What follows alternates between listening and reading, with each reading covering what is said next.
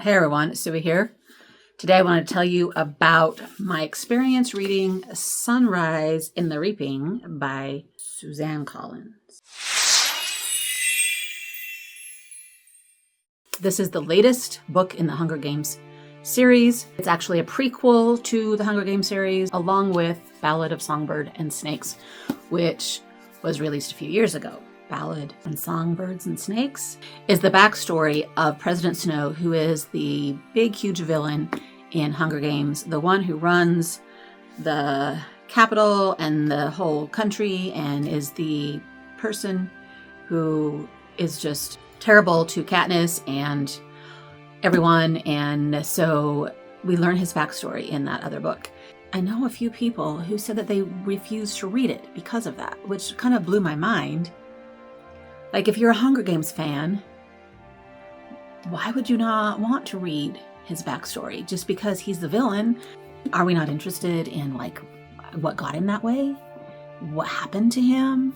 What his experiences were? I guess I'm always fascinated by villain backstories. So I felt like that book was a given. And it just really, when I heard some friends talking about how they refused to read it because they didn't want to sympathize with him. Weird to me.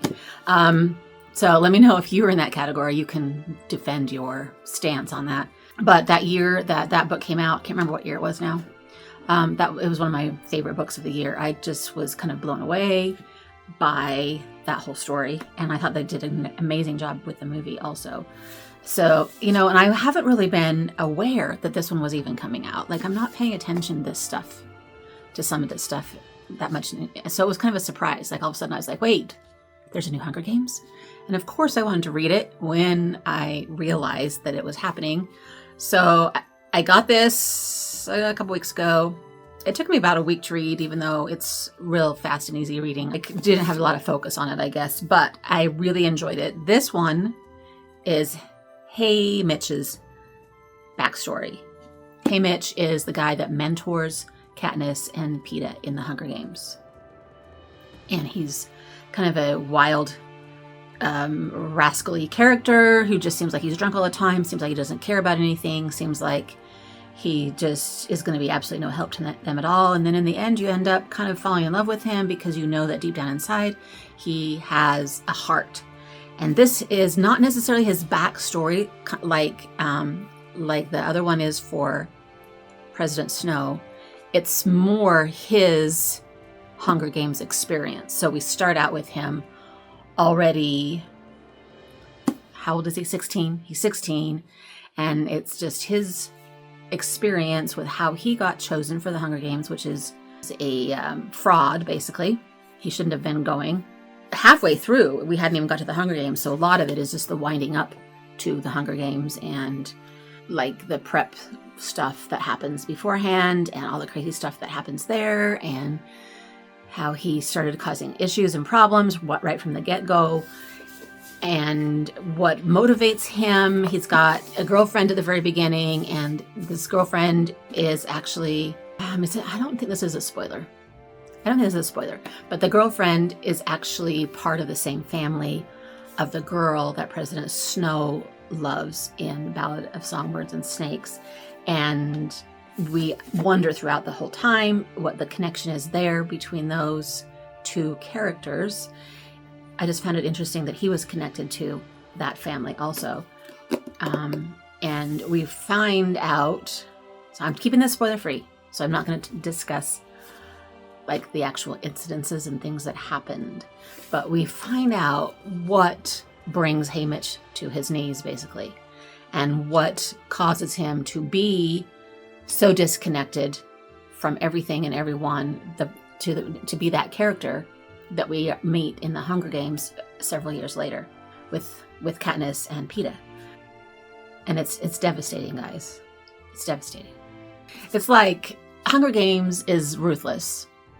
The Ballad of Songbirds and Snakes is ruthless. It's all a really heart-wrenching, gut-wrenching story. This one tops them all, in my opinion, as far as that goes. This one is hard to take.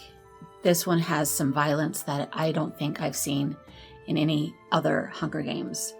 You cannot sympathize with President Snow, even when you know his backstory. I mean, he is like the worst of all the worstest villains ever. Yeah, I mean, and it was interesting reading about his character in this one after having read Ballad of Songbird and Snakes and knowing what motivates him and what makes him run and what caused his downfall. And it's just painful. So painful. But that being said, I loved jumping back into this world. It feels like home going to this world. Like if you have read these books or watched the movies, but mostly the books, you're just so familiar with everything and everybody and the procedures and the sayings and all the things. So it just feels like going home. And I loved jumping back into this world, even with how ruthless and terrible and crazy it is. Poor Haymitch.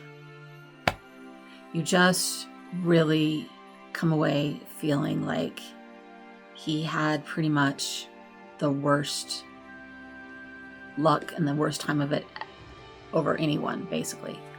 What a crazy story. What a crazy Hunger Games he lived through. Anyway, so if you are a fan at all and you haven't picked it up yet, what are you waiting for? Find it, read it. If you aren't a fan of Hunger Games and you haven't jumped into any of the books, I recommend them. They're very compelling and engaging and lots of statements to make about political worlds that, people have had to deal with. So yeah, read it. I feel like if you are new to the series, that you should definitely still read the original series first before you read these prequels. So yeah, don't read the prequels first because none of that's going to really make as much sense to you unless you've already read the series. Hopefully that makes sense. Anyway, I just wanted to touch bases with my reading of this book and how much I just love these characters and how crazy and ruthless it really was. And I loved it anyway. Until next time, happy reading.